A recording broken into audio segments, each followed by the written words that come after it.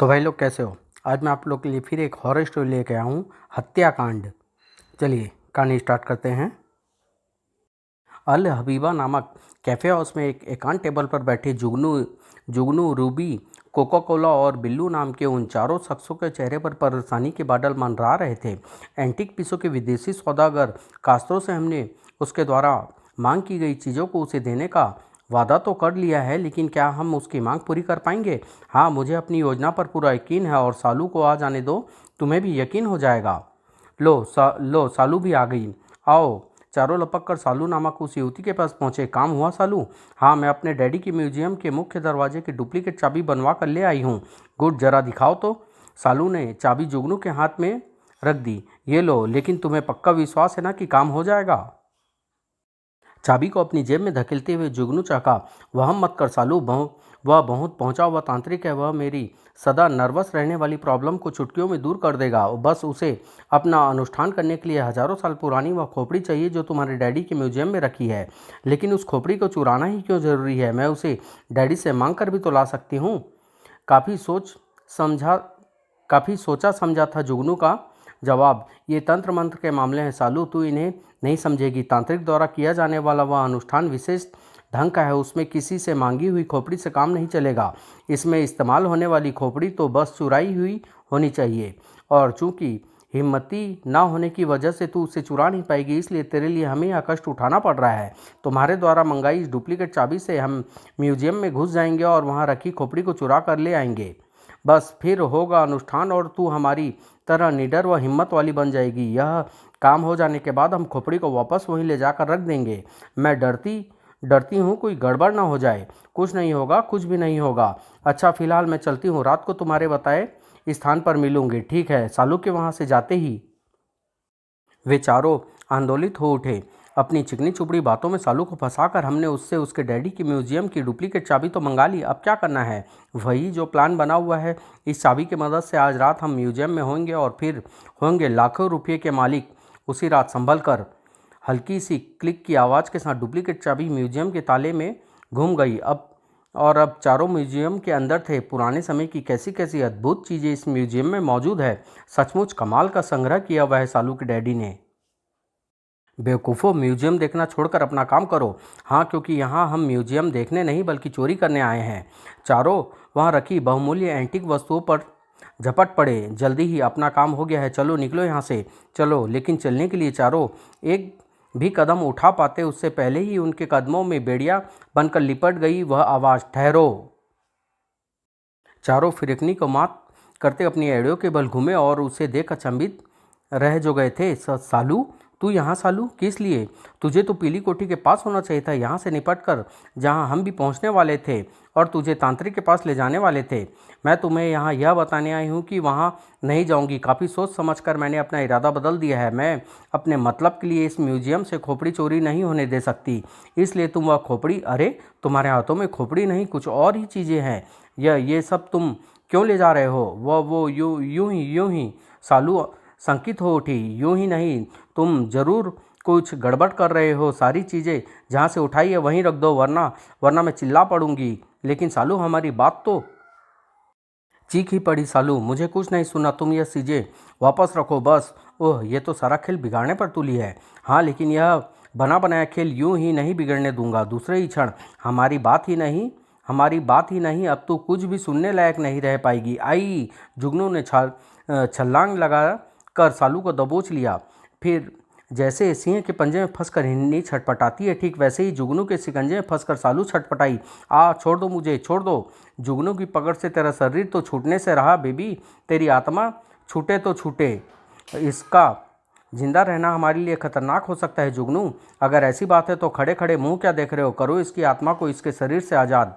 अगले ही पल Billu, Coca Cola और रूबी के हाथ में चमक उठे चाकू एक साथ ही सालू के जिस्म में पेवस्त हो गए। जुगनू की पकड़ में जल बिन मछली की तरह फड़फड़ा उठा सालू का जिस्म। कुछ पलों बाद ही हमेशा के लिए शांत हो गया। मर गई, लेकिन हमारे लिए समस्या खड़ी कर गई। हमें इसकी लाश को ठिकाने लगाना होगा, वरना पुलिस हमें ज़मीन से खोद कर निकाल लेगी। तुमने ठीक कहा कोका कोला, लेकिन हम इस लाश को ठिकाने लगाने के लिए बाहर लेकर नहीं जा सकते। कहीं लाश के साथ ही धर लिए न जाएं। यह समस्या तो है, लेकिन यह रिस्क हमें उठाना ही पड़ेगा क्योंकि इस लाश को ठिकाने लगाने के सिवा हमारे पास और कोई चारा नहीं है। एक चारा है और वह है मम्मी सुरक्षित रखने का वह खोल जिसमें हम सालू की लाश को मम्मी बनाकर रख सकते हैं। गुड, वेरी गुड आइडिया, लाश को उठाओ। एक पल बाद ही चारों सालू की लाशों को मम्मी सुरक्षित रखने वाले खोल के अंदर रखने में व्यस्त थे।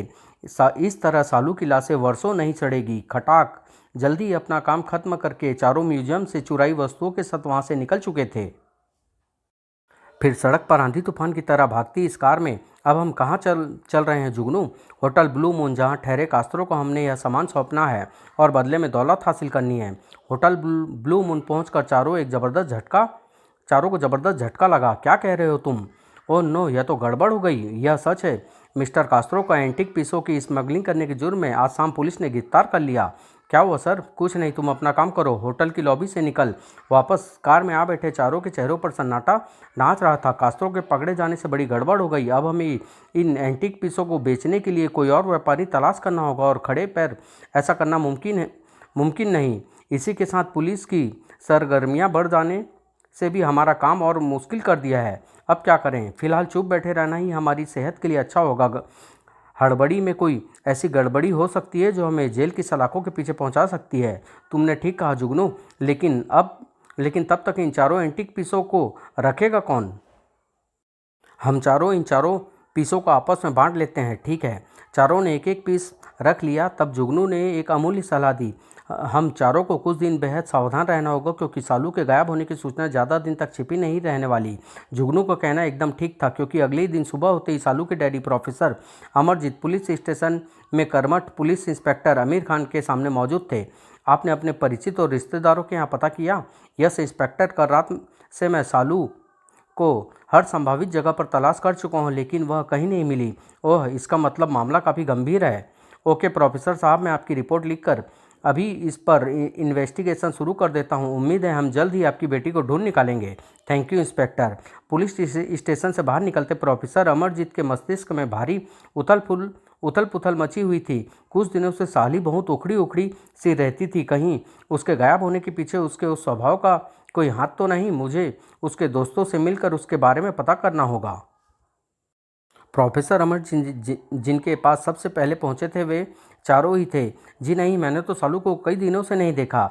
मैं भी उससे कई दिनों से नहीं मिली। ना मैंने। चारों के मुंह से इनकार सुनकर ठनक गया प्रोफेसर का माथा। ये चारों एक ही स्वर में इनकार कर रहे हैं। कहीं इनकी बातों में कोई भेद तो नहीं छुपा? लेकिन जब तक इनके खिलाफ कोई सबूत ना हो तब तक मैं इनका कर भी क्या सकता हूँ? ठीक है, अगर तुम में से किसी को सालू दिखाई दे या उसके बारे में कोई सूचना मिले तो मुझे खबर कर देना। Okay uncle. और पुलिस की कई दिनों की खोजबीन का नतीजा सिफर ही निकला। सॉरी प्रोफेसर साहब, हम अपनी लाख कोशिश के बाद भी आपकी बेटी को नहीं खोज पाए हैं। अपनी बेटी के गम प्रोफेसर अमरजीत की हालत अर्थ विचित्र हो गई थी। जानते हो इंस्पेक्टर, मेरी बेटी क्यों नहीं मिल रही? उसकी हत्या कर दी गई है। उसे मार डाला गया है इंस्पेक्टर, उसे मार डाला गया है। लेकिन तुम देख लेना इंस्पेक्टर, उसका हत्यारा कोई भी हो मैं उनका पता लगा लूँगा और फिर उन्हें तड़पा कर मारूंगा। ओह, बड़ा ज़बरदस्त शौक लगा है प्रोफेसर के दिमाग को। लेकिन उनका कहना ठीक भी हो सकता है। मुझे इस लाइन पर भी काम करके देखना चाहिए। सुनसान रात का घनघोर सन्नाटा जो सारे जहां के साथ इस बंगले को भी अपनी आगोश में समेटे हुए था, जिसके एक कमरे में बिल्लू लंबी तान कर सोया हुआ था। अचानक उस हाथ ने बिल्लू के सारे जिस्म को झकझोर कर रख दिया। उठ बिल्लू, उठ।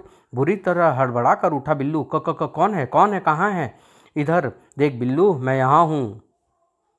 बेहद फुर्ती से पीछे घुमा बिल्लू और सूखे पत्ते की तरह कांप कर रह गया। उसके जिस्म के प्रत्येक मसामों ने ढेरों पसीना उगल दिया।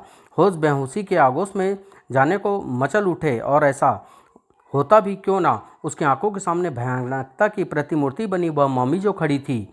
कौन हो तुम?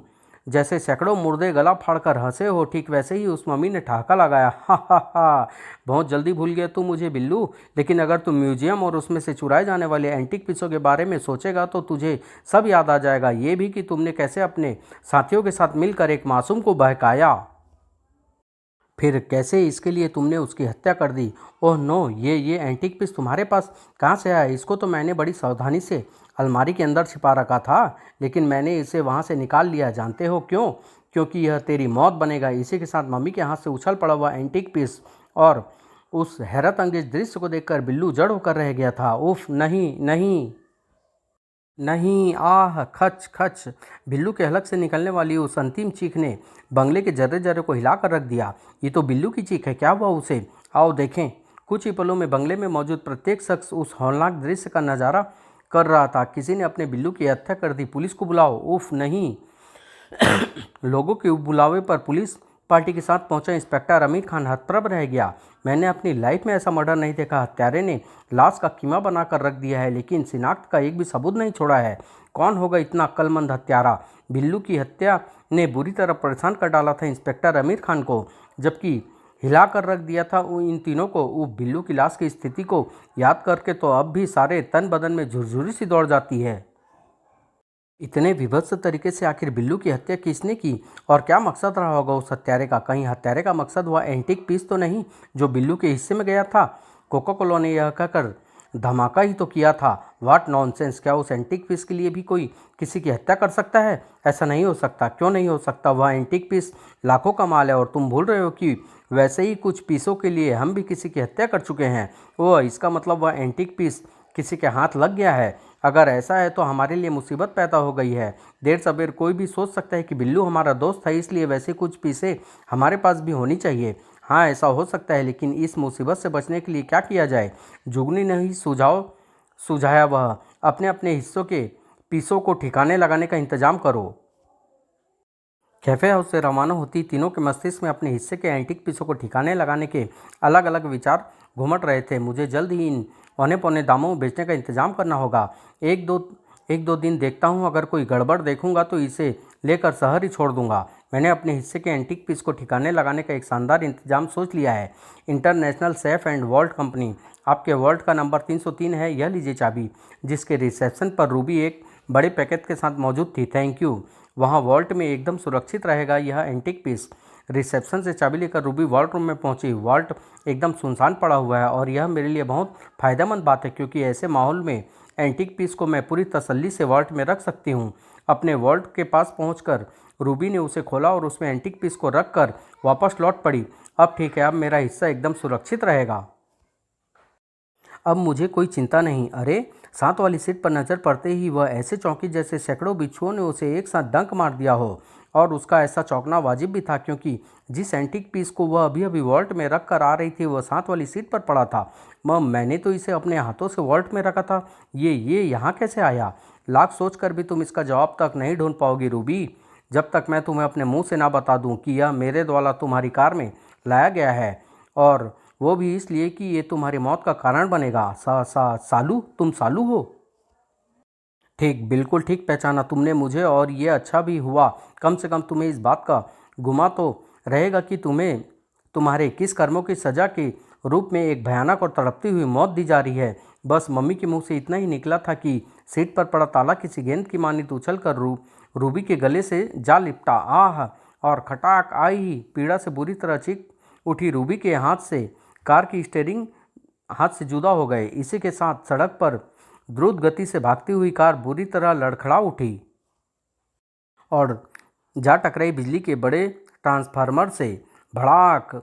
जिसमें पल भर में ही कार के साथ साथ कार में मौजूद रूबी के शरीर के भी परखच्चे उड़ा दिए। दहल कर रह गया था वह शख्स जिसने उस खौफनाक मंजर का नज़ारा किया था। उफ उफ उफ! इतना भयानक एक्सीडेंट, इतना हौलनाक सीन। लेकिन इंस्पेक्टर आमिर खान के लिए वह एक रहस्यमयी घटना थी।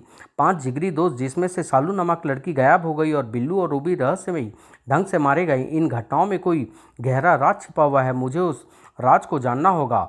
लोगों के लिए वह एक्सीडेंट था, और ऐसा कैसे होगा ये मैं अच्छी तरह जानता हूँ। रूबी की मौत का खबर जब जुगनू तक पहुंची तो जैसे उस रात उस पर गाज सी गिरी। उफ! बिल्लू के बाद रूबी भी मारी गई। क्या दोनों की मौत महज एक एक्सीडेंट था या कुछ और? क्या चक्कर है? कुछ समझ नहीं आ रहा। सोचते सोचते जब उसका सिर दुखने लगा तो उसने अपनी आंखें बंद कर ली और सोने का प्रयत्न करने लगा। जाने आज बेचैनी क्यों महसूस हो रही है। इतनी रात गुजर गई लेकिन नींद नहीं आ रही। ठीक उसी समय बाहर रेन वाटर पाइप से ऊपर चढ़ रहा था वह साया, जिस पर गोंद की तरह चिपकी हुई थी वह 2 गिद्ध सी आंखें। आखिर में निगरानी रंग लाई। मेरा विचार सही निकला। बिल्लू रूबी के बाद सचमुच नंबर जुगनू का ही है, लेकिन आज हत्यारा अपने मकसद में सफल नहीं हो सकता, क्योंकि मैं उसे हरगिज सफल नहीं होने दूंगा। इधर वह साया जो एक मम्मी के रूप में स्पष्ट नजर आ रहा था, खिड़की के रास्ते कमरे में पहुंचा। कौन है? तेरी मौत। हल्की सी आवाज़ ने जुगनू को चौंका कर रख दिया था और उसी चौंकाने से उसकी जान बचा ली थी। आह, कितना भी बच ले कमीने, आज तेरे टुकड़े टुकड़े होकर ही रहेंगे। इस बार मम्मी के कुल्हाड़ी थमे हाथों को उस आवाज़ ने फ्रीज कर दिया। रुक जाओ, इस बार अगर तुम्हारा हाथ चला तो मेरे रिवॉल्वर से गोली चल जाएगी। इंस्पेक्टर खान, अब बच गई मेरी जान। ना ना, भागने की कोशिश मत करना, वरना मैं तुम जैसों को रोकना। आह, तुम मुझे नहीं रोक पाओगे इंस्पेक्टर। अप्रत्याशित ढंग से मम्मी ने इंस्पेक्टर पर वार किया। रुक जाओ वरना गोली चला दूंगा। ओह, मुझे नहीं लगता इस पर मेरी चेतावनी का कोई असर हुआ है, इसलिए अब उसे रोकने के लिए गोली चलानी ही होगी। धाएं। आह, लेकिन फिर भी अंधेरे का भरपूर फायदा उठाकर वह इंस्पेक्टर खान की आंखों से ओझल हो गई। ओह, निकल गई वह मम्मी, लेकिन मैं अच्छी तरह जानता हूँ कि यहाँ से भाग निकलने के बाद वह मम्मी कहाँ जाएगी। तुरंत ही भाग खड़े हुए इंस्पेक्टर खान ने जुगनू को दिया वह आदेश। मैं अभी आया मिस्टर जुगनू, तुम यहीं रहना, मुझे तुमसे बहुत सी बातें करनी है। एक पल बाद ही इंस्पेक्टर खान आंधी तूफान की तेजी से अपनी जीप ड्राइव करता हुआ कहीं बढ़ा चला जा रहा था। इधर अंदर जुगनू खुशी से नाच ही उठा था। मैं बच गया। इंस्पेक्टर खान ने एन मौके पर पहुंचकर मेरी जान बचा ली, और अब चूंकि वह हत्यारे को पहचान चुका है, इसलिए अब मुझे डरने की कोई ज़रूरत नहीं। नहीं, ऐसा नहीं है जुगनू, तुम और इंस्पेक्टर खान दोनों ही गलत दिशा में सोच रहे हो। वहाँ गूंज उठी उस आवाज़ ने जुगनू को तेज़ी से पीछे घूमने के लिए मजबूर कर दिया, और मजबूर कर दिया उसे पीछे के दृश्य ने जुड़ी मरीच की तरह कांप उठने के लिए। तुम? जुगनू के कंठ से फंसी फंसी आवाज़ निकली, जबकि यहाँ प्रोफेसर अमरजीत के बंगले पर सिंह की मानिंद दहाड़ रहा था इंस्पेक्टर खान। कोई लाख कोशिश कर ले प्रोफेसर, गोली के जख्म इतनी जल्दी ठीक नहीं होते। वैसे अगर तुम्हारे दिमाग में यह सवाल बुलबुला रहा हो कि तुम तक इतनी जल्दी कैसे पहुँच गया, तो मैं तुम्हें बता ही देता हूँ। जब मैंने तुम्हें मम्मी के रूप में देखा, एकदम समझ गया कि जिस सफाई से तुम मम्मी बने हुए, वैसे ही वही आदमी बन सकता है जो मम्मी के बारे में बहुत कुछ जानता समझता है। आम आदमी तो ढंग से मम्मी शब्द का मतलब भी नहीं समझते, फिर वे मम्मी कैसे बन सकते हैं। इतना समझ जाने के बाद मुझे झट से तुम्हारा ख्याल आया, क्योंकि तुम्हारी बेटी गायब हो चुकी है और उसका जिम्मेदार तुम शायद उनके जिगरी दोस्तों को ही मानते हो। अब तुम कबूल करो कि तुमने ही बिल्लू और रूबी को इस ढंग से मारा है कि उसकी मृत्यु रहस्यमय लगे। हा हा हा, तुमने ठीक कहा इंस्पेक्टर, मैं अपनी बेटी के गायब होने का जिम्मेदार उन चारों को मानता हूँ, लेकिन अफसोस यह है कि मैं उनमें से किसी का खून अपने हाथों से नहीं बहा सका। हा हा हा। ओह, अपनी बेटी के गम में प्रोफेसर आधे पागल हो चुके हैं, और ऐसा पागलपन में किसी को भी हत्या कर सकता है, इसलिए प्रोफेसर को तुरंत गिरफ्तार करना ही मुनासिब होगा। तुरंत ही इंस्पेक्टर खान ने प्रोफेसर के हाथों में हथकड़ियाँ डाल दी। अब मुझे मिलना है जुगनू से। मुझे लगता है वह प्रोफेसर की बेटी के गायब होने के बारे में बहुत कुछ जानता है। इंस्पेक्टर खान जिस जुगनू के पास जाने की सोच रहा था, उसे फर्श पर चलता भयंकरता का पुतला यमराज के पास पहुंचाने की तैयारी कर रहा था। नहीं नहीं, मत मारो मुझे, रोक लो प्लीज, रोक लो इसे। इस किसी हलाल होते बकरे की मानिंद मिमिया रहा था जुगनू, और उसकी गिड़गिड़ाहट का भरपूर आनंद उठा रही थी वह मम्मी। नहीं, हा हा हा, गिड़गिड़ा और गिड़गिड़ा जुगनू, लेकिन तेरी यह मौत तुझे अपने साथ ले जाए बिना नहीं मानने वाली। यह मौत मुझे नहीं मार सकती। मौत से बचने के लिए भाग खड़ा हुआ बेवकूफ़, लेकिन मौत ने कब किसको भाग निकलने का मौका दिया है। साएं छूट पड़ा मगरमच्छ के ऊपर बैठे पुतले के हाथ से भाला, जो सनसना कर अपने साथ ले उड़ा जुगनू का गर्दन। खच। आह, भल भल करके खून उगलता जुगनू का शरीर धड़ाम से नीचे जा गिरा। ठीक यही वो पल था जब इंस्पेक्टर खान की जीप टायर जुगनू के घर के आगे चिंगाड़ उठे थे। प्रोफेसर अमरजीत के साथ जीप से उतरकर इंस्पेक्टर खान जब अंदर पहुंचा तो उसके होश पाख्ता हो गए। Oh no! जुगनू का हाल देखकर इंस्पेक्टर खान का दिमाग चक्कर घिरनी की भांति घूम गया। कुछ देर पहले मैं जुगनू को सही सलामत छोड़कर गया था, मगर अब इसका मतलब यह है कि प्रोफेसर का कहना ठीक है, रूबी व बिल्लू की हत्या में उनका कोई हाथ नहीं है। जुगनू की हत्या वे जुनून में करने जरूर आए थे, लेकिन ऐन वक्त पर मैं पहुंच गया। लेकिन जब प्रोफेसर हत्यारा नहीं है तो कौन है असली हत्यारा, और क्या मकसद छिपा है उसका इन हत्याओं के पीछे? सोचते सोचते इंस्पेक्टर खान के मस्तिष्क में गुंजा वह नाम कोका कोला। मृतकों का एकमात्र घनिष्ठ साथी कोका कोला ही अब जिंदा बचा है। अब न केवल मुझे उससे अपने सवालों का जवाब पाना है बल्कि उसकी हिफाजत भी करनी है, क्योंकि हो ना हो हत्यारे का अगला निशाना वही होगा, कोका कोला, जिसे जुगनू की मौत की खबर मिल चुकी थी। बिल्लू, रूबी और जुगनू तीनों रहस्यमय ढंग से मारे जा चुके हैं। अब सालू हत्याकांड में शामिल मेरे तीनों साथी मारे जा चुके हैं, सिर्फ मैं ही बचा हूँ। यानी अब मेरा नंबर है। नहीं नहीं, मैं अपना नंबर नहीं आने दूंगा। उससे पहले ही मैं यह शहर छोड़कर चला जाऊंगा। कोका कोला बहुत तेजी से अपना सामान पैक करने लगा। अब मैं यहाँ एक पल भी नहीं रहूंगा। उसने दराज में अच्छे ढंग से छिपा कर रखा खंजर निकाला। यह तो लाखों का माल है, इसे तो खूब संभाल कर रखूंगा मैं। अरे, मछली की भांति खंजर कोका कोला के हाथों से फिसल गया था। और ये क्या देख रही है मेरी आंखें? खंजर हवा में तैर रहा है। कमाल है। कमाल यह नहीं कोका कोला, कमाल तो वह होगा जब तेरी आत्मा भी इस खंजर की तरह हवा में तैर रही होगी। तुम तो सालू हो। हा हा हा, गलत, एकदम गलत पहचाना तुमने मुझे। मैं सालू नहीं, सालू हो ही नहीं सकती, क्योंकि कुछ एंटीक पीसों के लिए तुमने सालू को मार डाला था। इसलिए सालू नहीं, उसकी आत्मा हूँ मैं, जो तुम दरिंदों से बदला लेने के लिए भटकती फिर रही है। और ये भटकाव आज आज खत्म होगा तेरी मौत के साथ। हा हा। मम्मी के हलक से निकले ठहाके के साथ ही तूफान की तेजी से लहरा उठा वह खंजर। वह थर्रा देने वाला नज़ारा पेश करता चला गया। आह! तभी आंधी तूफान की तरह भागता इंस्पेक्टर खान प्रोफेसर अमरजीत के साथ वहां पहुंचा।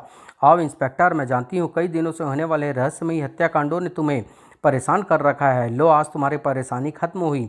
वे सभी हत्याएं मैंने की है। मैं हूँ जुगनू, बिल्लू, रूबी और कोका कोला की हत्यारी। इंस्पेक्टर ने अपनी रिवॉल्वर उसकी तरफ तान दी। मैं तुम्हें गिरफ्तार करता हूँ। हा हा हा। इंस्पेक्टर, अपनी रिवॉल्वर को अपने होल्स्टर में रख लो, क्योंकि तुम इंसानों को गिरफ्तार कर सकते हो, आत्मा को नहीं। आत्मा? हाँ, आत्मा। आत्मा हूँ मैं, उस सालू की आत्मा जिसे जुगनू, रूबी, बिल्लू और कोका कोला ने बड़ी ही बेरहमी से मार डाला। फिर मम्मी के रूप में मौजूद सालू की आत्मा ने अपने साथ गुजरी प्रत्येक घटना उन्हें बता दी। सब कुछ सुनकर प्रोफेसर अमरजीत करुण स्वर में चीख उठे। सालू, मेरी बेटी, अब रोने चिल्लाने से कुछ नहीं होगा डैडी। जो होना था सो हो गया। संभालिए अपने आप को। वैसे मेरी वजह से आपके म्यूजियम से जो एंटीक पीस चोरी हुए थे, मैंने उन्हें वापस ले जाकर यथास्थान रख दिया है। अब आप मुझ अभागिन पर एक मेहरबानी कीजिए। मेरी लाश आपके म्यूजियम में मम्मी के रूप में एक ताबूत में मौजूद है। उसे वहाँ से निकाल कर उसका विधिवत अंतिम संस्कार कर दीजिए, ताकि मुझे शांति मिल सके। आप ऐसा करेंगे ना डैडी? हाँ मेरी बच्ची, हाँ, तेरा डैडी ऐसा करेगा, ज़रूर करेगा। इतना कहते ही बुरी तरह फक पड़े प्रोफेसर अमरजीत। लेकिन उनका रोना सुनने के लिए उनकी सालू की आत्मा वहाँ कहाँ थी? वह तो कभी कभी की किसी दूसरे ही संसार में गुम होने के लिए जा चुकी थी। समाप्त।